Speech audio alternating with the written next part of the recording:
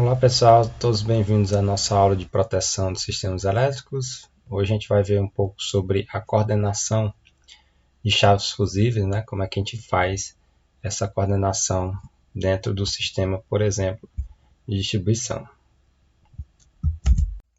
Bom, gente, então vamos dimensionar, vamos fazer a coordenação, melhor dizendo, entre as chaves, né? Quando a gente fala de chave, no final das contas é o elo, né?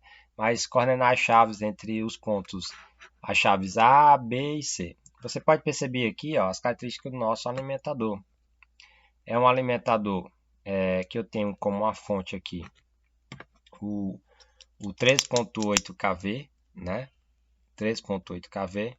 Então é um alimentador que eu posso dizer que ele é trifásico, tá? Você tem aqui a corrente, né, do ponto 2 para o ponto 3, uma corrente de 5 amperes. Chega aqui, você tem uma carga de 3,1 e uma carga no final aqui da ponta de 1,9. Obviamente, primeira lei de Kirchhoff, né? A primeira lei de Kirchhoff nos diz que a soma das correntes que entram é igual à soma das correntes que saem, né? Ou seja, a corrente que está entrando aqui, nesse nó, vai 3,1 para cá, obviamente vem a diferença, né? 1,9 para fechar os 5 amperes, né? Bacana. E aí você tem aqui nesses pontos, gente, você tem os níveis de curto-circuito, tá? O curto-circuito trifásico, um nível de 100 amperes. Um curto-circuito bifásico, você tem um nível aqui de 50 amperes. Você tem um curto-circuito fase-terra com um nível de 48 amperes. Nesse ponto 3, né? No ponto 4, você tem um nível de curto-circuito de 99 amperes, trifásico.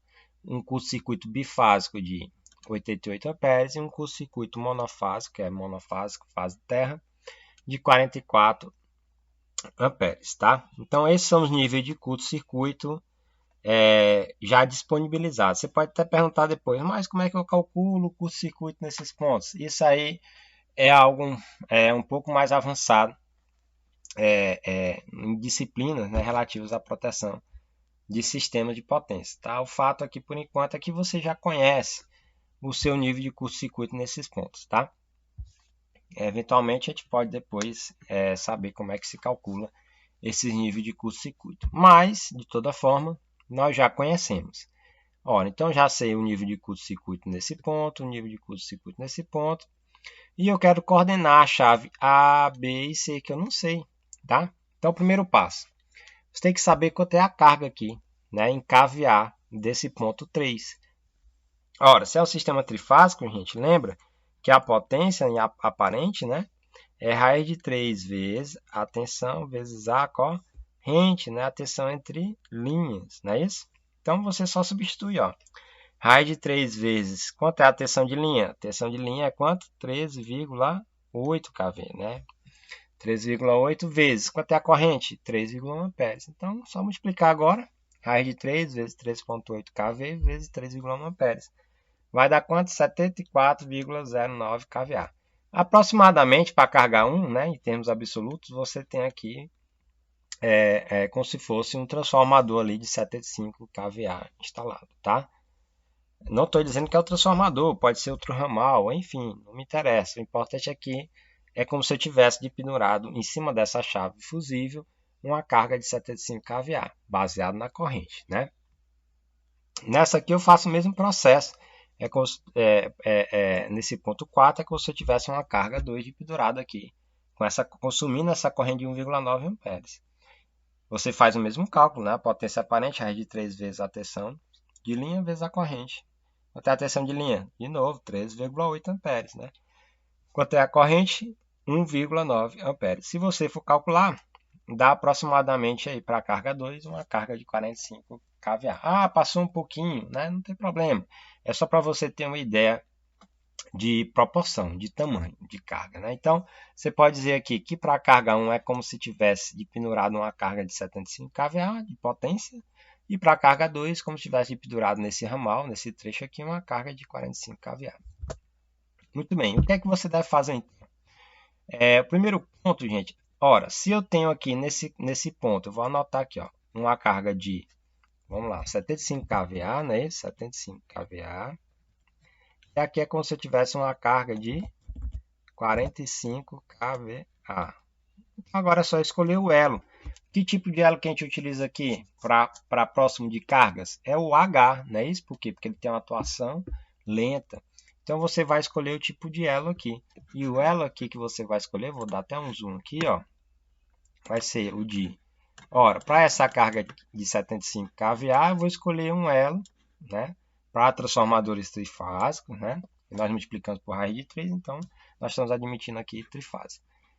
75 kVA, e você vai escolher, ó, 75 kVA, que é a potência do transformador, e o tipo de elo é baseado na tensão também, ó, 13.8. Então, pela referência aqui, 75, né, e a 75 aqui, ó, e a tensão de 13.8, o nosso elo vai ser de quanto? De 5H, né? Então a gente pode até circular aqui, ó, 75, 13.8, nosso elo vai ser um elo de 5H. Ok, 5H, né? Pela lógica também, para 45 kVA, 45 kVA no 13.8 vai ser um elo de 3H para carga. Bacana, um elo de 3H.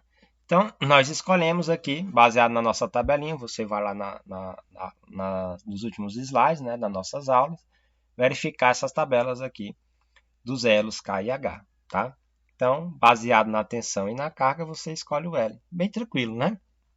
Então, o elo aqui de 5H para essa carga 1 e o elo de 3H para a carga 2. Terminou aí? Não, né? Ainda falta o elo A. Bom, para dimensionar o elo de ramal, ora, esse tipo de elo aqui, gente, você tem um elo para carga, tá? E esse elo aqui vai servir para quê? Ora, esse elo ele vai servir para você proteger esses dois elos, tá? Ou seja, o que é que acontece? Esse elo aqui a gente chama de elo protegido.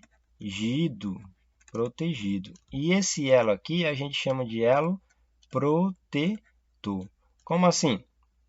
Ora, ele está protegendo os outros dois, né? Ele está protegendo os outros dois elos, tá?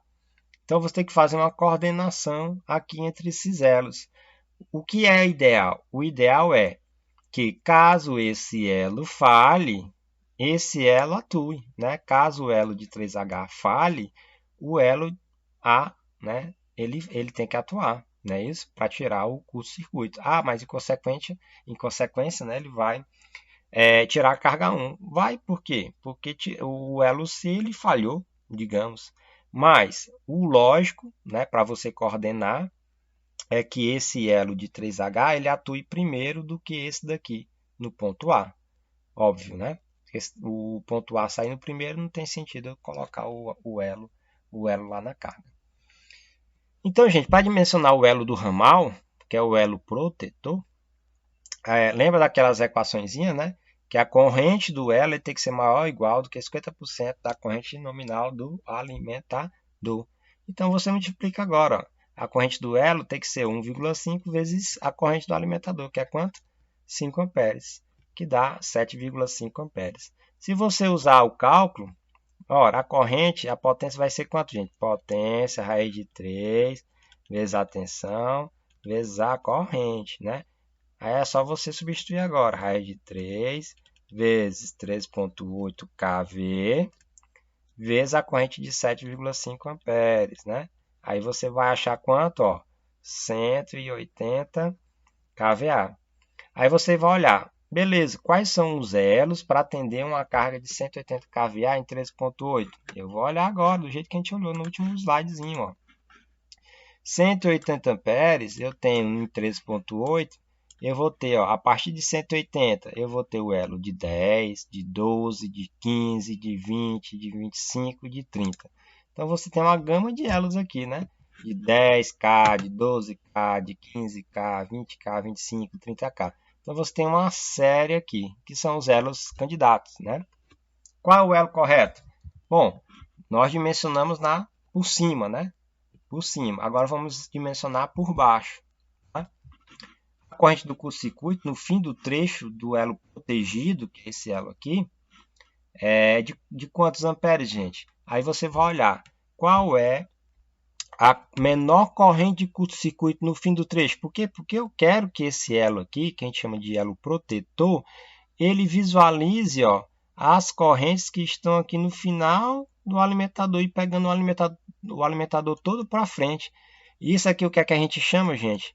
De zona de proteção, que dentro daquela filosofia lá que a gente aprendeu, né, no início das nossas aulas, né? Zona de proteção. Esse elo ele tem que enxergar todos os níveis de curto-circuito daqui para frente.